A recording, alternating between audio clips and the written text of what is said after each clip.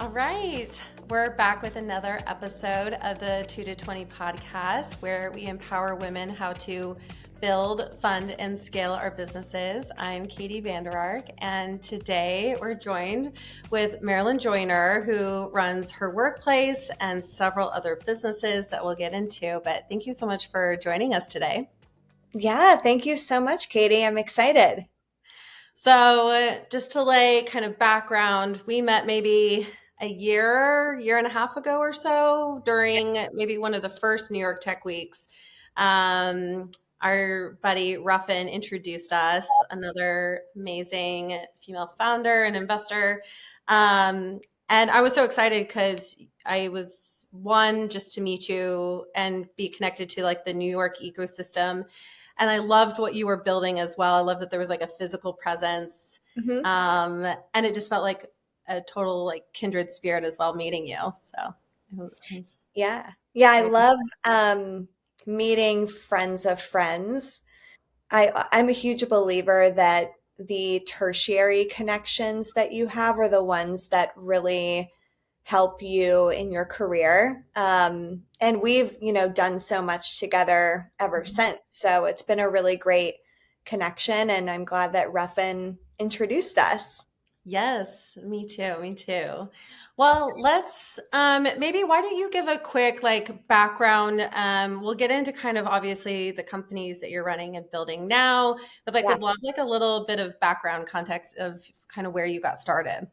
Yeah, of course. Yeah, so I spent over 12 years in commercial real estate brokerage, tenant representation, which is basically working with companies and organizations, helping them to find office and retail commercial space opportunities.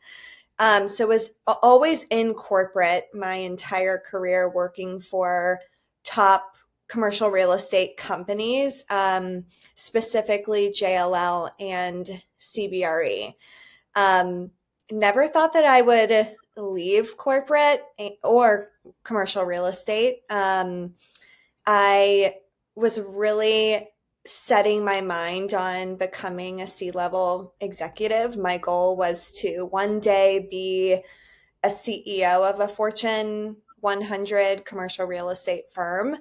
Um, and yeah, so I was about like junior to mid-level in my career. This is several years ago.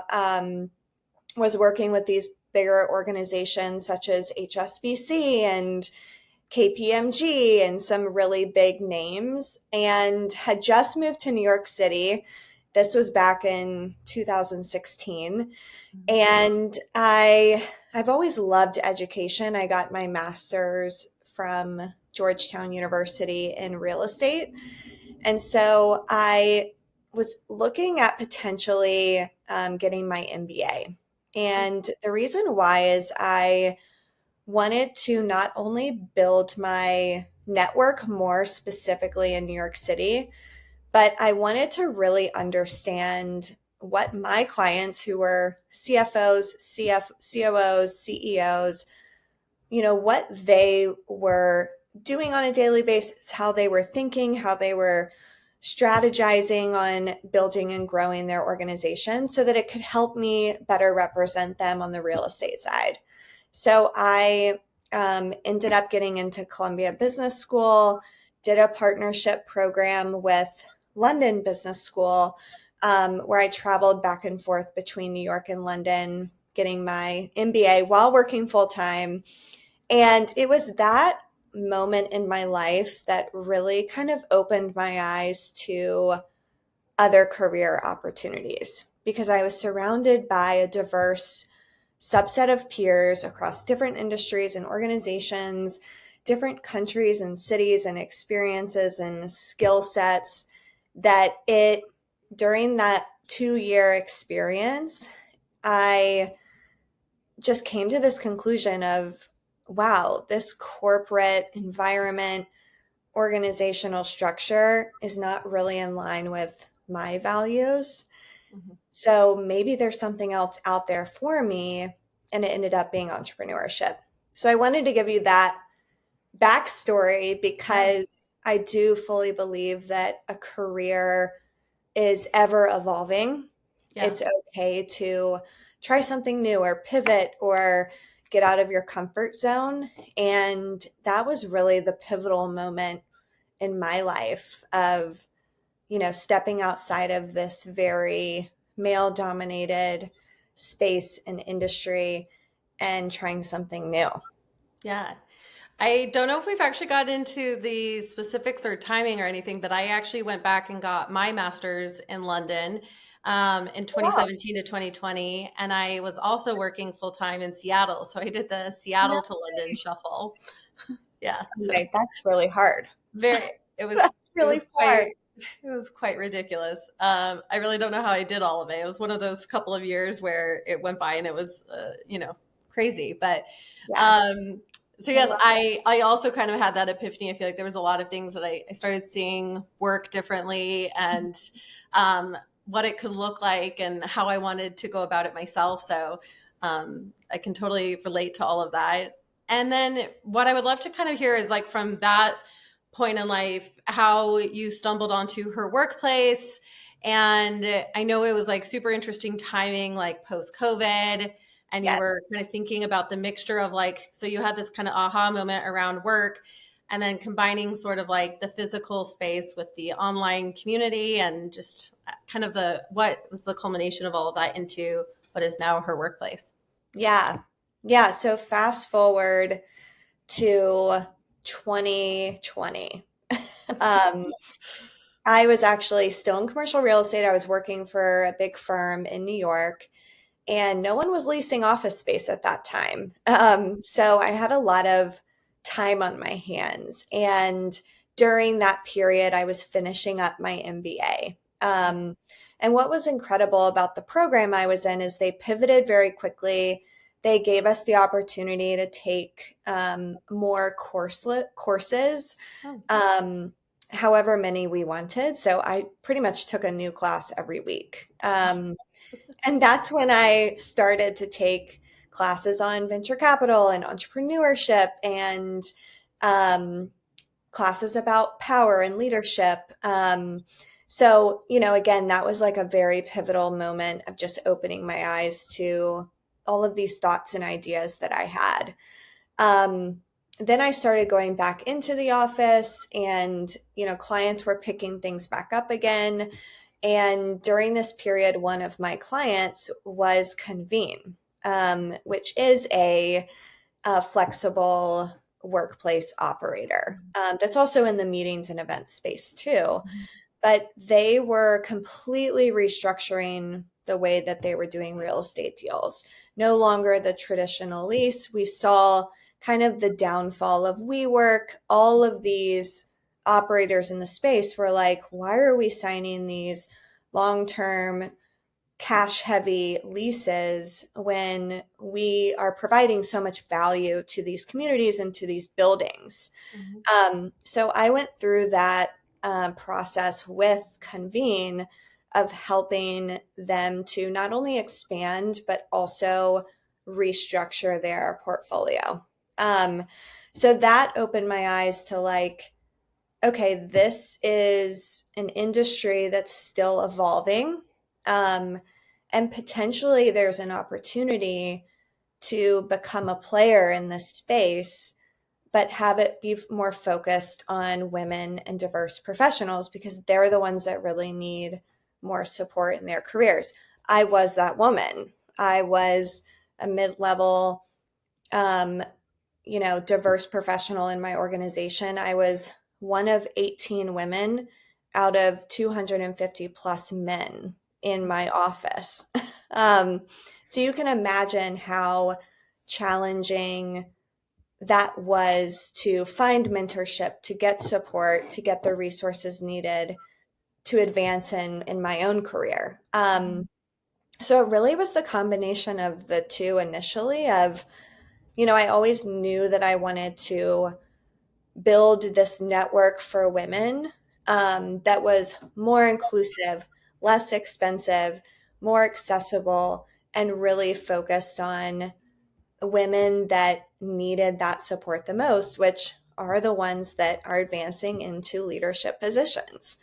Mhm. Um, and so, given my background in commercial real estate with these flexible operators, it really was the combination of the two, Mhm. of kind of bringing together this physical component, leveraging my experience, and then again, building this more collaborative membership network focused on women. Yeah. And maybe we could talk a little bit how it's evolved. So it started in New York. I don't even know how many cities you're in now. I mean, you're national in several different cities. You've added coaching and mentorship. There's live events. I know you have community managers in every city. Like it's truly expanded a lot over the last year. So maybe you can kind of Yeah. talk about how it's grown and what it's turned into. Yeah. Yeah. So let's see, I'm fast forwarding to end of 2022. Yeah. I ended up resigning from my corporate job. I knew that I wanted to build something. Hmm. And it almost was like this corporate role was really holding me back. And Hmm. I needed that extra push of like, all right, step out of this and open up your mind so that you can start creating. Hmm. Um, so I left, and that was like the biggest risk I've ever taken. It took me 2 years to leave. Like, again, I had these ideas in my mind for a Yeah. while. Hmm. So I started small. I started bringing together women in New York City for coffees and breakfast and lunches and talked to a lot of women. I built a kind of temporary digital platform, brought some women onto it, started doing some virtual events. So I did a lot of testing and learning for a couple of months. And then it was May of 23. I found out that the former wing space in New York City was just sitting vacant. So I called the landlord who I knew through my connections and said, "What's going on with this space? Is there any way I could do an event here?" Hmm. And he was like, "Sure." So I was like, "Okay, I should test this co working model plus like evening and daytime events." Hmm. So the summer of 23, I did a pop up and I hosted 4 co-working days and 4 events and like DM'd a million people on LinkedIn and tapped into my network trying to get people to come to work in the space and then join my events. And it was incredible. I brought together over 250 women in those 4 days. Again, did a lot of like talking to them, learning about what they needed. And so the landlord was like, "Wow, you've like brought so many people into the space. How would you feel about just taking it over on a temporary basis?"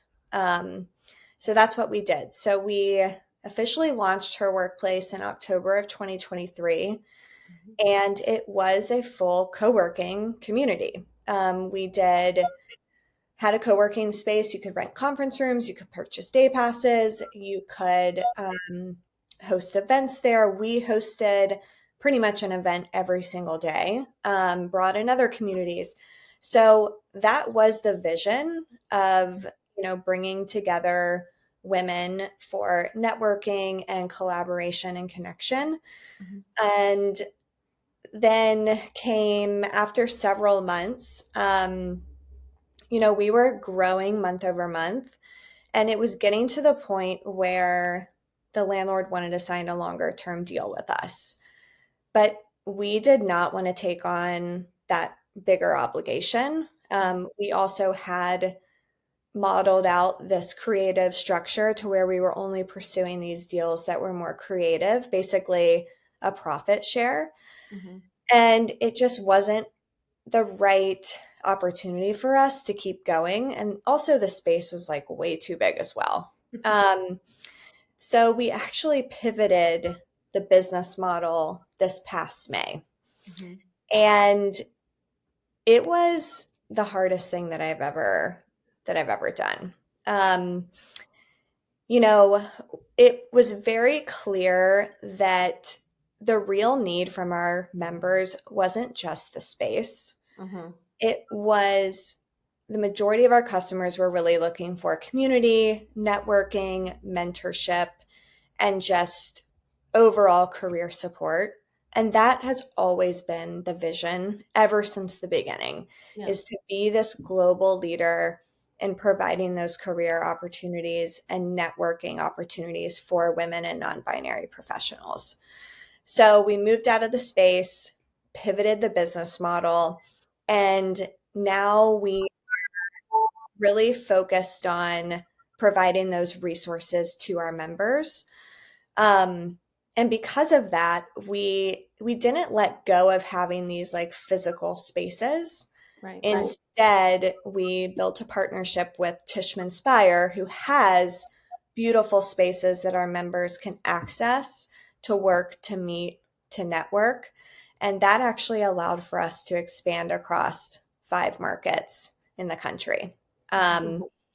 So we are in New York, Boston, Chicago, LA, and San Francisco. And what that means is we have physical spaces our members can go to, and we also do in person events and programming in those markets. Yeah, Yeah, it's it's been great. been great. I am a mentor with you guys. Yeah. It's been a highlight for me as well. Um, the one of the things I also just brought on a new executive coach, and like one of the things that I've been trying to think about this year is both like how am I like what am I doing for myself? How am I coaching down? Like how am I surrounding myself with the right people? There's that kind of constant circular motion that you're trying to think about how do I like evolve or like pivot my career or think about what I'm doing. And while I know I'm signed up as a mentor, honestly, I get on these calls and it's these like amazing women that are thinking about how and what to change with their career and like how to launch companies and how to get them funded. And it's honestly just been as helpful for me as I hopefully it is for them too. So I know firsthand I've really enjoyed it, and I've gone to a few of events at your Los Angeles location as well. So Yeah, I it's know been great. we've loved having you involved. And that was what was so incredible about this pivot is that even though initially it was very challenging and it was disappointing Yeah, because, that was the initial strategy of the business. Throughout that process, I really just leaned into the values of the organization and the vision, and it all matched up to where we are now. yeah. And that allowed us to add on all of these other opportunities. So, as you know, we have a mentorship platform, we have career coaching. We've really leaned into our technology and are about to launch an AI matchmaking program. So, Mhm. kind of like a hinge, but for professionals to help our members really build their networks. So we've been able to do so much more. And, again, I think it really was just getting away from having the physical space be the center of the business model to now it's really the networking platform and the technology that's driving us to be a scalable organization. Yeah. I mean, Yeah. it's kind of like one door closes and four more open for you. So it feels Yeah. feels like the a good pivot for um how one of the things that we talk about a lot on the coaching calls or the mentoring calls is around the pivot. So like how do you handle that gracefully internally? How do Ooh, you handle that with investors? Like how did you handle messaging? Because I do feel like from a outsider's perspective, it felt like a natural um progression for it felt more like a progression for the company than anything. So yeah. how do you feel like you it probably felt differently internally, I'm sure, but Yeah. Well, it's good to hear that. yeah. Yeah. Um, I mean, look, like we we did a lot of surveys all throughout the process from pre-launch to now. We're still doing surveys. It's all about understanding who your customer is and what is it that they want. What are their pain points and meeting those needs. It was the right scenario for us because our customers, they weren't just looking for the physical space. Hmm. So I wasn't so afraid to make that leap and to change the business model because I knew that it would provide our customers with even more value. But of course, there were some customers that were there for the physical space and they weren't happy about it. Um, and that was very challenging. I think one of the hardest parts about being a founder is the negative feedback and the constructive criticism. And that's been something that I've been working on with myself of like, how do I handle those scenarios? How do we as an organization manage constructive criticism? And how do I not take it personally? And that was a period of time where it was very challenging. But we really tried to be empathetic to our current customers, helping them navigate the transition. Those that didn't want to stay along with us during the journey, like it was okay. And we were very sympathetic to them and we supported them. And I think that's really what you have to do is you always have to put your customers' needs first. And, during that time, we just did our best to make sure that we were very communicative, transparent. I think being honest and transparent and open is really key too. I don't want to be the leader that like hides or doesn't share as much. So I've really tried to be authentic in my own voice. Um, and I do believe that that type of messaging strategy and just the way that we managed it was best for us. And now we're finally at a point where we're back on the growth trajectory, and we have some amazing women and professionals in our community that it's just overall brought us closer to our customers. Yeah. Yeah. Well, like I said, it's been great from a customer participant, part of the community point of view. So Yeah. um, I've enjoyed it. Good. One of the questions kind of leading from the growth trajectory onto like investment capital, sourcing deals from investors. Yeah. A lot of the questions that I talk through with early stage founders is, do you need to be venture backed? How do you raise initial capital? How have you thought about funding this business? I know also pivoting also means changing your revenue streams and like thinking through all of that. How have you felt around the capitalization of the company and like how you feel about it moving forward? Yeah. So my strategy has definitely changed. When we were considered a prop tech company initially, we were at term sheet with a VC investor. Um, so we were getting close to securing VC dollars. And looking back, I'm so glad that that didn't happen. Because again, like we hadn't fully refined the business model. We ended up going through this pivot. So I'm like, oh my God, thank God we didn't go down that road. Um, but really, my investment strategy has been very much test and learn. Um, we tried to do a crowdfunding campaign and we did secure a strong dollar amount for that. Was it what we really wanted? No, we didn't reach our goal. But that's okay. We tried it, we tested it out. I, at the time, was like 5 months pregnant, and I just couldn't give it as much of my all as I thought I would be able to. Um, we also secured some small angel checks, which have definitely helped us along the way. Um, and, we at this point, I'm still exploring different types of options. I'm not opposed to venture capital, but it really has to be the right deal structure and terms.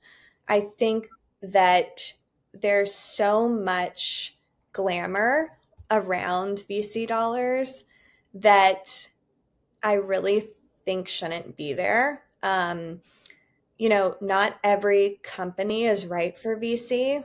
I think that in many ways, founders get diluted and you lose your equity and you lose your rights to the company and decision making power. And so I'm a true believer that it's important to really explore all options and see also how far you can go self funded. I mean, Yeah. I've pretty much bootstrapped the organization. And yes, we've had some smaller angel checks, um, but it's been something that we have been able to accomplish.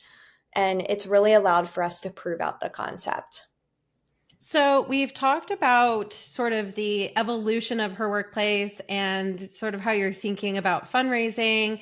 And maybe we could talk a little bit about how you see sort of like the future of her workplace. And then maybe we'll jump into a little bit your what you're launching now, which is your new business canvas and how it's all kind of tied together. Yeah, I love that. So what do you think is like in the nearish next few years future for her workplace? Yeah. So, I talked about the journey of pivoting the business this past almost a year ago.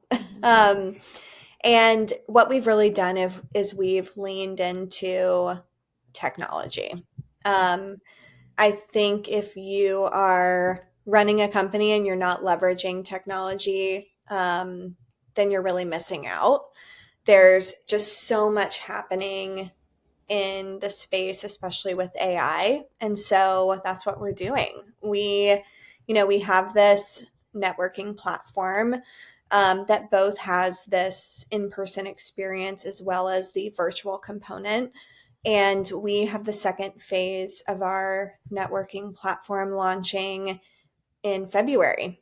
Exciting. And it will integrate these components of AI really to make the membership experience so much easier of accessing the people and the mentors and the coaches and the resources that you as a member are specifically in need of and looking for.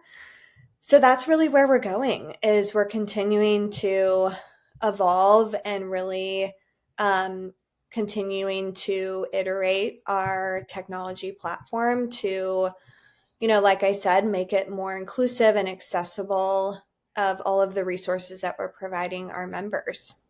Yeah, it's exciting. I can't wait. Yeah. And then the physical component, we do a ton of in-person events. We have these physical spaces that our members can access through our partnership with Tishman Spire. We're continuing to evolve there as well. We are expanding to Washington, D.C. in March, which is really exciting. Yeah. Nice.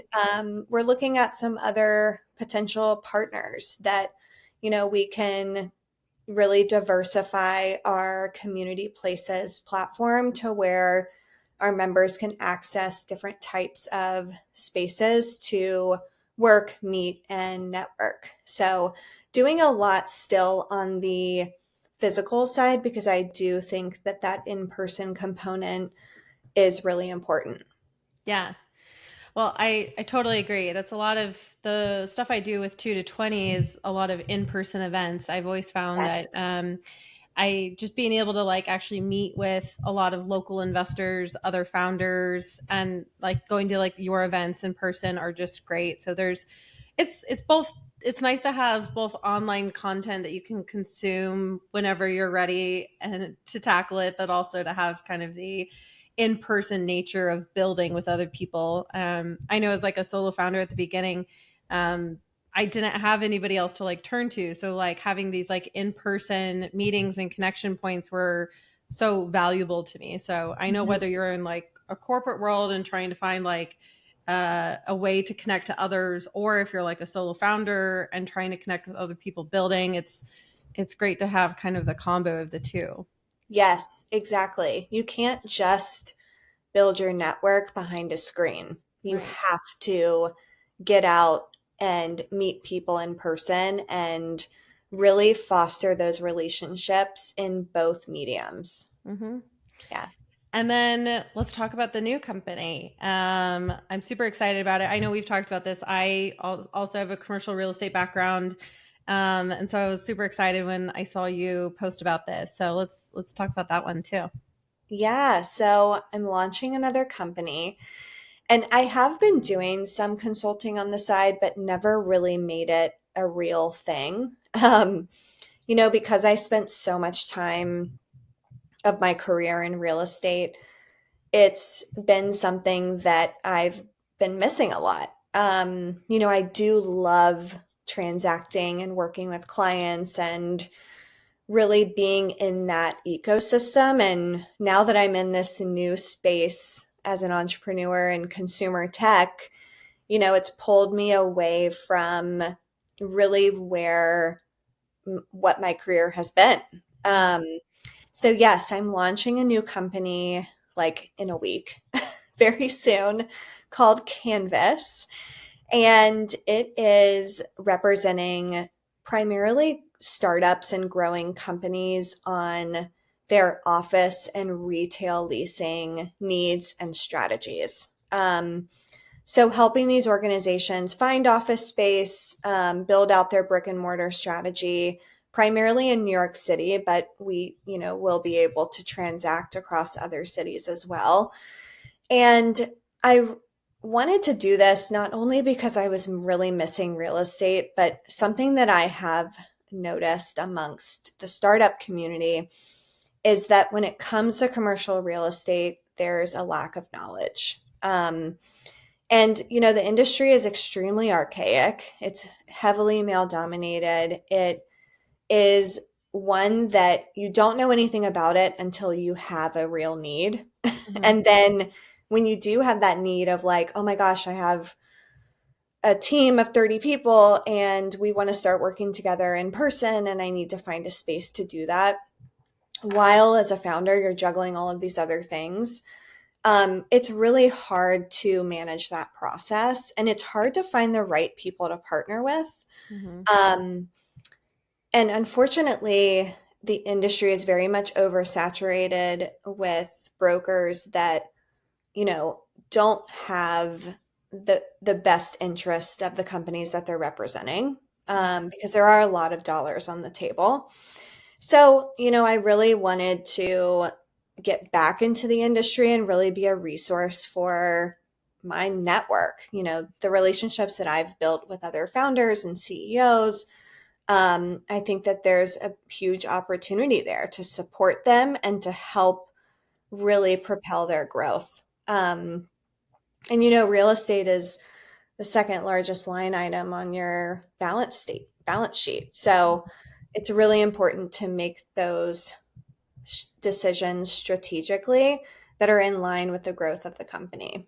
And then through this company, we will be investing in our clients. We have Yeah. certain investment criteria you will have to meet, but it's a way for us to really give back, and truly support the companies that we're working with and representing. So I'm excited about it. I know that there's a lot of opportunity and value there, and just like ready to hit the ground running.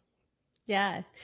I can't wait. I'm super excited. You'll have to expand to LA naturally. I feel like that has to be the next city. Yeah, I'll at least petition for it. absolutely. I would love. um, I think that's especially LA is such a CPG consumer based market as well. And I think so many different companies in Los Angeles go to market, and it's hard to even think about scaling from like going from e-commerce to selling in person and having that infrastructure. And like a lot of times these founders don't actually have a background in being able to manage both, so it's like being able to have a partner that like truly understands that and allows them to focus on that and them to focus on sort of like day-to-day operations of a business is it's great. I love Yeah, it. So I'm yeah, and excited for it to now, scale. yeah, and I mean, you're exactly right. Like, I'm also in the shoes now of a founder. Like, I actually understand what it's like having to manage all of these other aspects of the business. And real estate is one of them that you, first off, don't want to mess with. It Yeah. can really, I've seen companies go under because of bad real estate decisions. But two, it's something that you don't want to have a headache over. Um, you want a strategic partner that truly does have your best interest. Yeah. If you're a tech founder, you want to remain a tech founder, right? You don't want to Yeah, be exactly. Yeah. consumed with the day to day of your lease Right. Oh my negotiations. gosh. Yes. Well, good. I can't wait to hear about this. We'll have to do a follow up episode too. Yeah. Once that's launched and we have some more background context there. And I guess the one last question I have is, how are you doing all of this and you're a new mom? So how is your mental space? How are you feeling this year? Has it given you sort of like a renewed like vision of the world? Like how is like has it impacted you as like a person and a business owner? Yeah. Yeah. So I am a new mom. I just had a baby 4.5 months ago. Brand Um, new. yeah, she's brand new to the world. I try to take things really day by day. Um, Not every day is the same. There's some days where I have to prioritize her over other things, and then there's others where she's supported and I can put my priority towards one of my businesses. I've really had to be very intentional with my time. I've had to set boundaries. I've had to really lean on support systems. Like we have a dog walker now and we have Good. daycare that she goes to. And, I order our groceries online. Like there's things that I've had to really adjust in my life in order to, again, really prioritize my time. My time is everything right now. And overall just like really leaned on my team and my family, as well as the her workplace community. Um, and when I became a new mom, I was actually very surprised by kind of the aftermath. I thought that it was going to make me extremely overwhelmed, and I thought it was going to be more of a negative experience than it Mhm. has been, but it has actually very much propelled me. I have so much more energy now, which Oh is my gosh. surprising. Yeah. Like I'm just more clear on what I want and how I'm going to go get what I want. Yeah. Um, so that's been just amazing and really exciting to go through that experience. Um, so yeah, I'm just trying to be flexible. Yeah. Not everything is perfect. There's no such thing as perfection. And so I've had to kind of let go of like the small things, and I've had to let go of a lot of control. Yeah. But it's been a good thing. That's good. Yeah. It seems like you're like learning how to ebb and flow. You do always seem at ease when I've talked to you, which has been like amazing. Like you're running around planning all these events, running multiple companies, and I'm always just like, you're killing it. um, Thank you. Yeah, I mean, I will say it's my support system. Like I give all the credit to my team and my own community. It's all about the people that are in your circle. yeah, And, they're the ones that are really holding me up and keeping me going and motivating me and getting me even more excited. So I couldn't be more thankful for them. yeah. Yeah. I think you just made the case too to join her workplace. So I think it's been a great place for. I know a lot of other members feel the same way too. Just a place to be able to come and find your people. So Yeah. I think it's working. So Thank you. Yeah, well, we've good. loved having you part of it. Well, it's been great. Well, thank you for joining our podcast. We're gonna have to do another issue in a in a little bit. I feel like a lot's gonna change for you in the next like year. So we'll do a follow-up episode when we have more to share. Yeah, I would love that. Thank you so much for having me. Thanks for joining.